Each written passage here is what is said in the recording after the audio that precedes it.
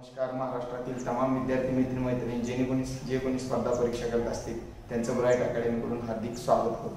मित्रांनो, आपण आतापर्यंत बरेचसे लेक्चर बघितले. आज आपण बघणार आहे सरळ व्याज, जे काही परीक्षेच्या दृष्टिकोनातून अत्यंत महत्त्वाचं आहे. तत्पूर्वी एकच सांगेन मित्रांनो, तुम्ही आपल्या चॅनलला नवीन असाल तर नक्की लाईक करा, शेअर करा आणि जास्तीत जास्त मित्रांपर्यंत हा व्हिडिओ पोहोचवा आणि सबस्क्राईब करायला सांगा. मित्रांनो, आज आपण परीक्षेला अत्यंत महत्त्वाचं म्हणजे 1 मार्क जे देणार आहे ते सरळ 1-2 मार्काला हमखास परीक्षेत विचारलं जातं. मग सरळ व्याज म्हणजे काय मित्रांनो? जे काय आहे म्हणजे शेकड्यावरच आहे. म्हणजेच आता सरळ व्याज म्हणजे महत्त्वाचं काय, इथं बघा तुम्हाला प्रश्न सुद्धा दिसते काय, दर शे म्हणजेच काय, दर साल आणि दर शेकडा. म्हणजे सरळ व्याज नेहमी कशावर काढतो आपण? शेकड्यावर. म्हणजेच ह्याच्यात 4 गोष्टी महत्त्वाच्या काय, पहिल्यांदा मुद्दल, दुसरी मुदत, तिसरी दर, तिसरं काय दर. आणि ह्याच्यात हे सगळं दिल्यानंतर विचारलं काय जातं, सरळ व्याज. मग मित्रांनो, अगदी सोप्या पद्धतीने मी तुम्हाला सांगणार आहे की सरळ व्याज कसं काढायचं. आणि ह्याच्यातल्या 3 गोष्टी दिल्या जातात आणि चौथी गोष्ट विचारली जाते. अजून एक ह्याच्यात काय विचारलं जातं तर रास. मग मित्रांनो, तुम्हाला रास म्हणजे काय माहित पाहिजे. एक गोष्ट लक्षात ठेवा, रास म्हणजे काय तर मुद्दल अधिक व्याज, कुठलं सरळ व्याज बरोबर काय असतं, रास. म्हणजे ह्या दोघांचं ज्यावेळेस बेरीज केली जाते त्यावेळेस काय मिळते आपल्याला, रास मिळते. मग मुदत दर देऊन तुम्हाला सरळ व्याज विचारू शकते आणि रासही विचारू शकते. कधी कधी तुम्हाला मुदत देतील, सरळ व्याज देतील आणि दर विचारतील. आणि ह्याच पद्धतीने तुम्हाला सरळ व्याज देतील, मुदत देतील, दर देतील, मुद्दल देखील विचारू शकतात. मग ह्या सर्व गोष्टी कशावर आहे मित्रांनो, शेकडा म्हणजेच 100 वर आहे. आले लक्षात. मग एखाद्याला आपण व्याजाने पैसे देणे म्हणजे त्याला एक पर्सेंटेज ठरवलं जातं, म्हणजे टक्केवारी ठरवली जाते त्याच्यावर. आणि सरळ व्याज म्हणजे जास्त काय विचार करण्यासारखं नाही. फक्त ह्या 4 गोष्टी समजल्या तर निश्चित तुम्हाला त्याचा फायदा होईल. मग आपण बघूया प्रश्न, जे काय परीक्षेला विचारले गेलेले प्रश्न आहेत ते काय बघूया. म्हणजे बघा, इथं पुणे 2018ला विचारला गेलेला आहे, SRPF 2017 म्हणजे बलगट 8ला. मग ही मागील प्रश्नपत्रिकेत विचारले गेलेले प्रश्न आहेत. मग आपण ते बघणार आहे आणि तुम्हाला ह्याच्यात काय अडचण असेल तर निश्चित तुम्ही कमेंट बॉक्स मध्ये कळवा. मग बघा प्रश्न काय, दर साल दर शेकडा म्हणजेच काय, दर साल दर शेकडा. 9 दराने म्हणजे काय, 9% दराने 8,000 रुपयाचे. 8,000 रुपये काय झाले मित्रांनो, मुद्दल. 3 वर्षाचे, 3 वर्ष म्हणजे काय, मुदत. म्हणजेच काय विचारलं त्यांनी, सरळ व्याज. मग आपल्याला 3 गोष्टी दिल्यात. काय दिले, दर दिला किती, 9%. मग मुद्दल किती दिली, मुद्दल किती दिली, 8,000 रुपये. आणि कालावधी किती आहे म्हणजेच मुदत किती आहे, 3 वर्ष. मग याला सूत्र आहे मित्रांनो, काय, सरळ व्याज बरोबर मुद्दल गुणिले दर गुणिले मुदत. मग हे सोप्या पद्धतीनं लक्षात ठेवण्यासाठी काय मित्रांनो, छेद 100. हे सोप्या पद्धतीने लक्षात ठेवण्यासाठी तुम्ही असे सुद्धा म्हणू शकता, म द क भागिले 100. म्हणजेच काय, म म्हणजे काय, मुद्दल, द म्हणजे दर आणि क म्हणजे मुदत. मुदतला काय म्हणतो आपण, कालावधी. मग मित्रांनो, तुम्हाला हा वर्षाचं सुद्धा विचारतील, महिन्याचं सुद्धा विचारतील आणि दिवसाचं सुद्धा विचारतील. आपण प्रत्येक गोष्ट व्यवस्थितपणे समजून घेऊया. आता इथं काय दिले त्यांनी, दर दिला. मग आपण किमती ठेवायच्यात फक्त. मुद्दल किती आहे मित्रांनो, 8,000 रुपये. दर किती आहे, 9%.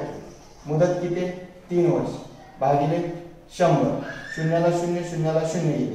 राहिले काय, 9 त्रिक 27. मग 27 गुणिले 80. मग शून्याला 0, 8 × 56, 4 5. 8 गुणिले 16 आणि 5 किती मित्रांनो, 21. मग सरळ व्याज किती आले मित्रांनो, 2160 रुपये. मग सदर प्रश्नाचं उत्तर किती आहे, 2160. अगदी सोप्या पद्धतीनं मद क भागिले 100. मग त्याचं मुद्दल गुणिले दर गुणिले मुदत म्हणजेच कालावधी. मग छेद 100, 2160. जर इथं तुम्हाला रास विचारली तर मित्रांनो लक्षात ठेवा, 8,000 अधिक 2160 ही जी काय येणार आहे ती काय असेल, ती आहे रास. येते मित्रांनो लक्षात. म्हणजेच काय, मुद्दल अधिक व्याज बरोबर काय असते, रास असते. मग खालचा प्रश्न बघूयात आपण काय.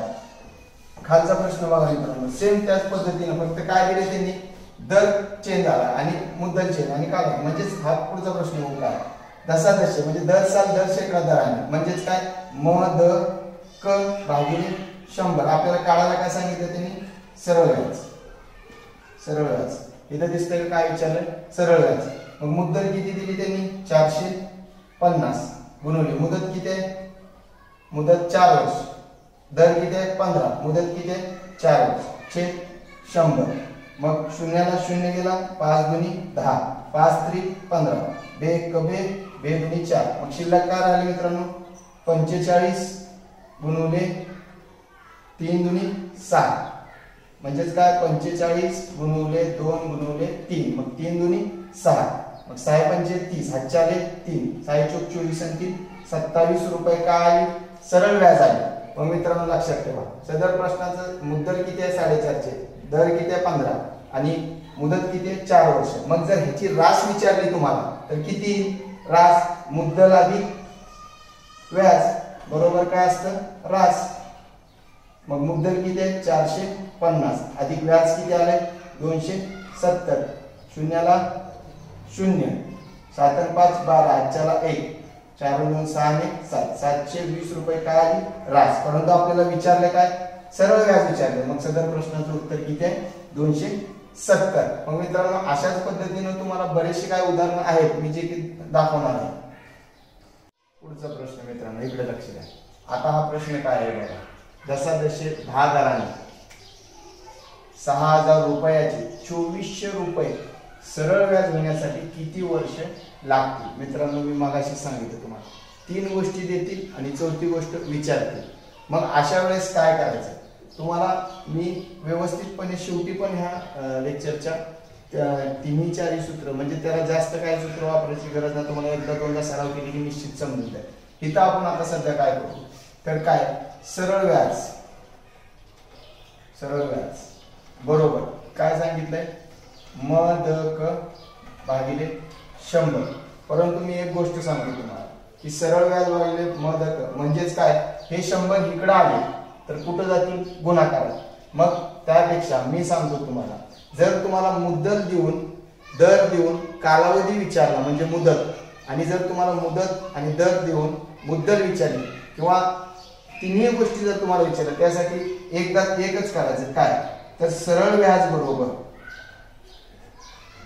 गुणिले सरळ व्याज गुणिले 100 भागिले मुद्दल गुणिले दर. मग विचारले काय मित्रांनो आपल्याला, मुदत. जर तुम्हाला दर विचारला असता तर इथं दर आला असतं आणि ही मुदत कुठं आली असती, इथं आली असती. मग तेच आहे, हे सूत्र तिन्ही चारही ठिकाणी लागू होते. फक्त काय केलं आपण, सरळ व्याज इथं होता, सरळ व्याजाला इकडे घेऊन गेलो आणि म्हणजेच काय 100 छेदाचे, म्हणजेच हे मदक भागिले इथं अंशात आहे, इकडे आल्यानंतर काय होईल छेदात, मग 100 कुठे जातील अंशात. म्हणजेच बघा आता विचारलंय का आपल्याला, काय विचारलंय किती वर्ष लागतील, म्हणजेच काय विचारलंय कालावधी विचारलाय, काय विचारलाय कालावधी. मग बघा मुदत बरोबर सरळ व्याज गुणिले 100 छेद मुद्दल गुणिले दर. मग आपल्याला ह्या चारही गोष्टी माहित आहेत. सरळ व्याज किती आहे मित्रांनो 2400 रुपये गुणिले 100.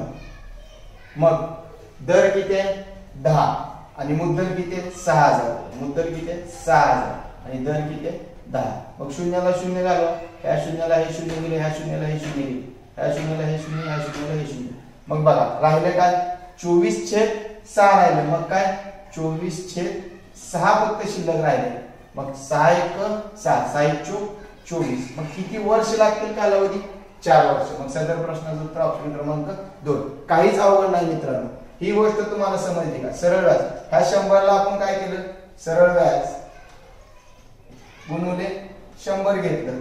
मग हे जे ह्याच्या जी अंशात आहे ती कुठे जाईल छेदात जाईल. मग ह्याच्यातली कोणती गोष्ट विचारली ती इथे येईल. आलं का लक्षात तुमच्या. फक्त एवढंच ह्याच्यात करायचं आणि ही सगळीकडेच लागू होते. म्हणजे मुदतला पण दरला पण आणि मुद्दलला पण. आलं लक्षात. आणि सरळ व्याजाचं सुद्धा सूत्र आपल्याला माहिती आहे. सरळ व्याज बरोबर मुद्दल गुणिले दर गुणिले कालावधीचे 100. मग पुढचा प्रश्न बघूयात आपण. इकडे बघा, पुढचा प्रश्न काय विचारलाय, दशादशे किती दराने व्याज आकारणी करावी म्हणजे 1500 रुपयावर 3 वर्षात 540 रुपये व्याज मिळेल. व्याज किती आकारणी करावी म्हणजे 1500 रुपयावर 3 वर्षात 540 व्याज किती टक्के दराने, किती दराने, किती टक्के दराने काय काढायचं इथं दर. मग मी तिचं जसं सांगितलं तुम्हाला तसं. आता काय होईल, मुदत विचारली ती, आता काय विचारले दर, म्हणजे मुदत इकडे येईल. मग काय दर बरोबर काय सरळ व्याज, सरळ व्याज गुणिले 100 छेद विचारले का आपल्याला दर, मग राहिले काय मुद्दल गुणिले मुदत म्हणजेच काय कालावधी. मग सरळ व्याज किती आहे त्यांनी दिलाय 540 रुपये व्याज मिळेल म्हटले. 540 गुणिले 100 छेद मुद्दल किती दिली 1500 रुपये आणि मुदत किती आहे 3 वर्ष. मुदत किती आहे 3 वर्ष. मग बघा ह्या शून्याला हे शून्य, ह्या शून्याला हे शून्य. मग 9 3 1 3 उरले 2, 3 8 24, 3 ला 3 गेले, परत 3 संघ 3 सख्ख 18, 3 5 15. मग इथं काय शिल्लक राहिलं, एक मिनिट इकडे बघा 540 गुणिले 100 छेद 1500 गुणिले 3. मग बघा इथं 3 ह्या 2 शून्याला हे 2 शून्य घालवा, 3 1 3, 3 1 3 उरले 2, 3 8 24, वर किती उरले 180. मग परत 3 न भाग जाते, 3 सख्ख 18 0, 3 5 15. मग काय उरलं 5 1 5, 5 1 5 उरला 1, 5 2 10. मग किती टक्के व्याज दर आलं 12%. मग येते का लक्षात मित्रांनो, किती 60/5 राहिलं, मग किती आलं 12 पंचे 60. मग तुम्हाला इथं विचारलं काय घेतं, विचारलं काय होतं दर. मग आपल्याला दर दिले असताना पण काढता आलं, म्हणजे मुद्दल आणि मुदत देऊन त्यांनी दर विचारलं. वर काय केलं मुद्दल आणि दर देऊन मुदत विचारली. अशाच पद्धतीनं मुद्दल आपलं दर आणि मुदत देतील आणि मुद्दल सुद्धा विचारतील, मग त्याला सुद्धा ह्याच पद्धतीनं करायचं. तर ह्या प्रश्नात तुम्हाला काय जर अडचण येत असेल तर नक्की तुम्ही कमेंट बॉक्स मध्ये कळवा आणि जास्तीत जास्त लोकांपर्यंत आपला व्हिडिओ पोहोचवा आणि लाईक आणि शेअर करायला आणि सबस्क्राईब करायला आठवणीने सांगा. पुढचा प्रश्न इकडे लक्ष द्या मित्रांनो. मी जसं की तुम्हाला सुरुवातीला सांगितलं, महिने देतील, दिवस देतील आणि वर्ष देतील. दशादश म्हणजे काय दर साल दर शेकडा. मग आता इथं आपल्याला उदाहरण बघा, इथं काय दिलं दशादशे 10% दराने, म्हणजे दर साल दर शेकडा 10% दराने. किती रुपये 1500 रुपयाची 146 दिवसांची रास किती विचारलं मित्रांनो. काय विचारलं 146 दिवसांची रास किती. मग आता इथं आपल्याला वर्ष दिलंय का नाही, महिने दिलेत का नाही, डायरेक्ट त्यांनी काय दिलंय दिवस. मग त्याला घाबरून जाण्याचे काहीही कारण नाही मित्रांनो आणि काही घाबरण्यासारखं ह्याच्यात काहीच नाही. फक्त तुम्ही मी सांगितल्या पद्धतीने व्यवस्थित 1 2 3 वेळा व्हिडिओ बघा आणि व्यवस्थितपणे सराव करा. निश्चित तुम्हाला ह्याच्यात काहीच अडचण येणार नाही. आणि जरी काय अडचण असेल तर आपल्या खाली कमेंट बॉक्समध्ये नक्की कळवा आणि आपली टेलिग्रामची लिंकची चॅनलची लिंक आहे डिस्क्रिप्शन बॉक्समध्ये, त्याला जॉईन करा. इंस्टाला सुद्धा फॉलो करण्याचा प्रयत्न करा. मग इकडे आहे मित्रांनो, बघू आपण काय. मग आपलं काय विचारले रास विचारले. मग रास म्हणजे काय मी तुम्हाला सांगितलं, पुन्हा एकदा सांगतो. मुद्दल अधिक व्याज. काय मित्रांनो मुद्दल अधिक व्याज बरोबर काय असते रास असते. मग आपल्याला व्याज माहित आहे का नाही, मग आधी व्याज काढावं लागेल. मुद्दल दिली त्यांनी, मग आपलं सूत्र काय सरळ व्याज बरोबर मदक भागिले 100. परंतु इथं दिवस दिले, मग बघू आपण त्याचं काय करायचं. मुद्दल किती दिले मित्रांनो 1500 रुपये. मग गुणुले दर किती आहे 10%. किती आहे दर 10%. मग मुदत किती आहे 146 दिवस. मग एक गोष्ट लक्षात ठेवा मित्रांनो, इथं काय आहे 146 दिवस दिले म्हणून घाबरून जायचं नाही. मग त्यांनी कितीही दिवस दिले आपल्याला सहजपणे काढता येते. परंतु एक गोष्ट लक्षात ठेवा, एका वर्षामध्ये किती दिवस असतात मित्रांनो सर्वसाधारण तर 365 दिवस असतात आणि लीप वर्षामध्ये किती असतात तर 366 दिवस. मग आपल्याला इथे किती दिवस दिले 146, परंतु ते किती पैकी 365 पैकी, म्हणजेच काय 46 छेद 365. मग इथं आपलं मदक भागिले 100 इथं गुणुले. मग काय नाही मित्रांनो, भाग तोडायचा आहे फक्त. मग हे काय केलं लक्षात आलं, 365 पैकी एक वर्ष म्हणजे किती दिवस, 365 दिवस सर्वसाधारण वर्ष मित्रांनो. आणि आपल्याला इथे किती दिले 146. मग काय नाही फक्त तुम्ही भाग तोडायचे.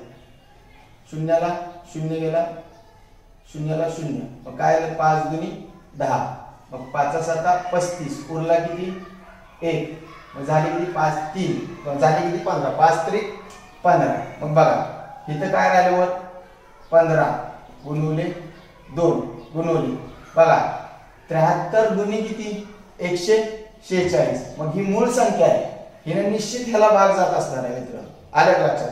जर तुम्हाला कळत नसेल लगेच तर एक करून बघा, एकच स्थानी किती आहे 3, 3 ह्याला जर 2 बोललो 3 दुनी 6, म्हणजेच काय येते गुणाकार, म्हणजे भागाकार किती येते 2 येते. म्हणजेच काय 73 गुणुले 2 केले तर किती येते 146. मग 73 दुनी 146, मग उरलं काय 15 2 आणि 2, मग 15 दुनी 30 गुणुले 2, मग 3 दुनी 6, शून्याला शून्य. मग सरळ व्याज किती आलं मित्रांनो 60. मग पहिलंच ऑप्शन तुम्हाला 60 देतील, इथं जरी दिलं नसलं तर. आलं लक्षात. परीक्षेत म्हणजे फसवण्यासाठी तुम्हाला पहिलं ऑप्शन 60 देतील, परंतु त्याचं उत्तर 60 नाही. आपल्याला विचारलंय काय रास, म्हणून त्यासाठी इथं मी तुम्हाला आधी सांगितले मुद्दल अधिक व्याज बरोबर काय असतंय रास. मग मुद्दल किती आहे मित्रांनो आपली 500 आणि अधिक व्याज किती आले 60. मग ह्याचं उत्तर किती आले मित्रांनो 1560. मग सदर प्रश्नाचं उत्तर किती आहे ऑप्शन क्रमांक 3 1560. मित्रांनो तुम्ही हा 146 दिवसाला घाबरून जाण्याचं काहीच कारण नाही,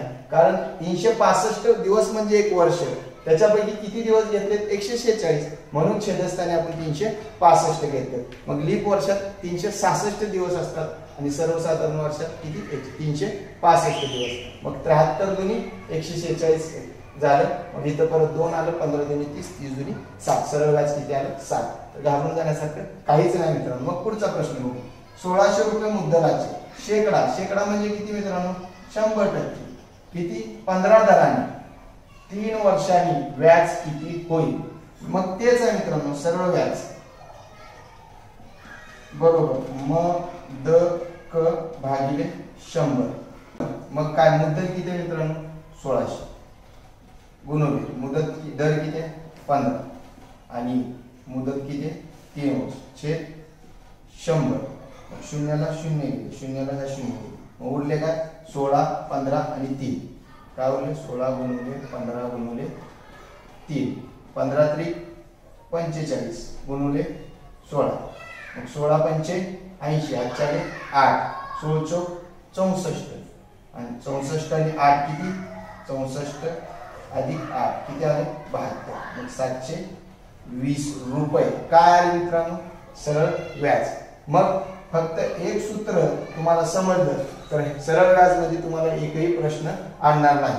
मग सदर प्रश्नाचं उत्तर किती ऑप्शन क्रमांक पहिलं 720 रुपये. मित्रांनो अशाच पद्धतीने तुम्हाला महिन्यावर सुद्धा विचारले जाते, तर तुम्ही ह्याच्यात काहीच घाबरून जाऊ नका. मी लाईव्ह आल्यानंतर पण तुम्हाला लाईव्ह लेक्चर मध्ये सुद्धा ह्या गोष्टी सांगणारच आहे, परंतु ह्याच्यात तुम्ही तुमचा सहज मिळून जाणार एक मार्क व्यवस्थितपणे प्रॅक्टिस करा, निश्चित तुम्हाला यश संपादन होईल.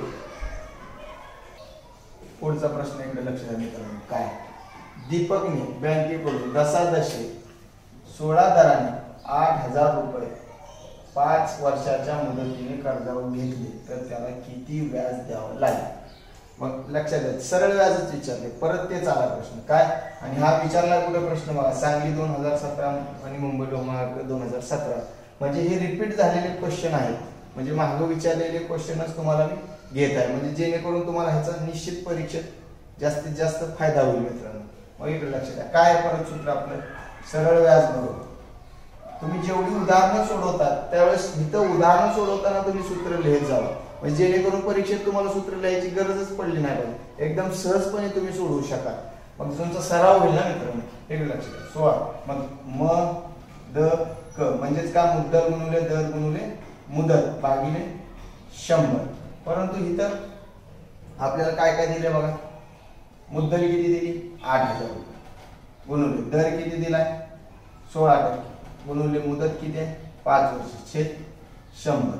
शून्याला 8000 दिले ना, हा शून्याला 2 शून्य गेले, मग काय राहिले 80, 16 आणि 5. मग बघा 80 गुणिले 16 गुणिले 5. मग 16 पंचे किती मित्रांनो 80. मग 80 गुणिले 80 8 8 64. मग या 2 शून्याला हे 2 शून्य. मग किती आलं 6400. मग सदर प्रश्नाचं उत्तर सरळ व्याज किती आले 6400 रुपये. मग मित्रांनो इथं गुणाकार सुद्धा करताना व्यवस्थित बघा, तुम्हाला सहज सोपं जाईल. 16 पंचे 80 केलं, मग 8 चा वर्ग किती आहे 64. मग 2 शून्याच्या ठिकाणी 2 शून्य घेतले. मग परत खालचा प्रश्न बघा, दशादशे 12 दराने 60 रुपयाची 9 महिन्याची रास. काय विचारली रास. मग मी आधी तुम्हाला रास म्हणजे काय, रास बरोबर मुद्दल अधिक सरळ व्याज. सरळ व्याज. मग रास म्हणजेच काय, मुद्दल अधिक व्याज. मग आता बघा इथं तुम्हाला काय विचारलं, महिने विचारले. मगाशी काय विचारलं होतं, दिवस. मग हे तसंच आहे, काय होतं विचारले रास. मग आधी आपल्याला काय काढावं लागेल, सरळ व्याज.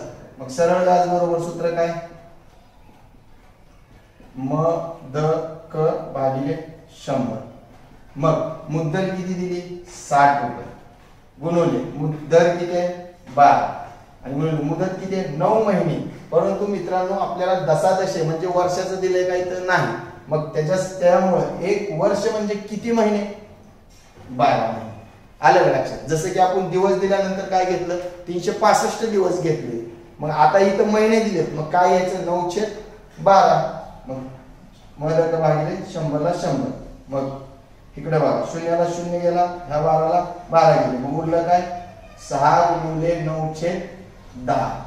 मग 9 सक्क किती मित्रांनो 54/10. मग हे शून्य घालण्यासाठी वर दशांश चिन्ह द्यावं लागेल. मग 5.4 काय आलं 5.4 व्याज आलं. काय आलं सरळ व्याज 5.4 रुपये सरळ व्याज आलं. परंतु रास विचारले आपल्याला. मग आपल्याला रास म्हणजे काय मुद्दल अधिक सरळ व्याज. मग मुद्दल किती आहे 60 रुपये अधिक व्याज सरळ व्याज किती आलं 5.4. मग पॉइंटचा दशांश चिन्हाची बेरीज करताना दशांश चिन्हाच्या ठिकाणी दशांश चिन्ह म्हणजे पूर्णांक इथं दशांश चिन्ह. मग इथं पण पॉइंट 0 4 ला 4 मग 5 ला 5 आणि 6 ला 6 म्हणजे 65.4 रुपये काय आली रास आली. मग सदर प्रश्नाचं उत्तर 65.4. मित्रांनो ह्याच्यात काहीच घाबरण्यासारखं नाही. मग आपण जेवढी 7-8 उदाहरण घेतलेत ही परीक्षेत तुम्हाला निश्चित फायदा करणार आहे. व्यवस्थितपणे तुम्ही हे बघून घ्या आणि काही जरी अडचण असेल तर माझा व्हॉट्सअप नंबर देखील डिस्क्रिप्शन बॉक्स मध्ये आहे आणि बाकीचे लेक्चरची लिंक सुद्धा डिस्क्रिप्शन बॉक्स मध्ये. तुम्ही निश्चित त्याला बघून घ्या आणि व्यवस्थितपणे आणि सरळ सोप्या पद्धतीने यशाकडे धावा मित्रांनो. निश्चित तुम्हाला यश मिळेल. शॉर्टकट कुठलाच नसतो. यशस्वी होण्यासाठी सरळ मार्गी जाऊन निश्चित लवकर यशस्वी व्हाल. आणि तुम्हाला जे काही अडचण येत असेल कोणत्याही विषयासंदर्भात तर तुम्ही कमेंट बॉक्स मध्ये निश्चित कळवा. आणि मी आज या सरळ व्याजावर घेतला, ह्याच्यानंतर चक्रवाढ असेल सरासरी असेल प्रत्येकावर तुम्हाला व्यवस्थितपणे टॉपिक बनवणार आहे. तुम्ही अशीच साथ देत राहा. निश्चित मी तुम्हाला जास्तीत जास्त चांगलं देण्याचा प्रयत्न करेन. लास्ट शेवट एकच सांगेन की जास्तीत जास्त लोकांपर्यंत आपला व्हिडिओ पोहोचवा आणि सबस्क्राईब करायला सांगा आणि लाईक शेअर आठवणीने करा. एवढं बोलून मी इथंच थांबतो. जय हिंद जय महाराष्ट्र.